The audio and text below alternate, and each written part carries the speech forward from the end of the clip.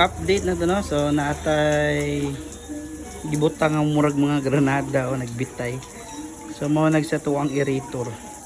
So nadaga tong aerator sa ilawom nakatago. Then duha ka submersible pump mo itong gihimong bintore.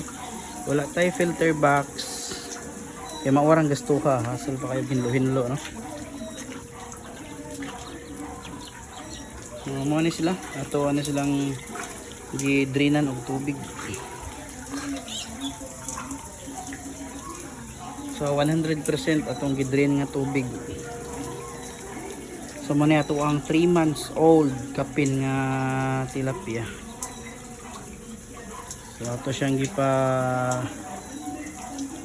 habwa ag tubig para malimpyo-limpyo.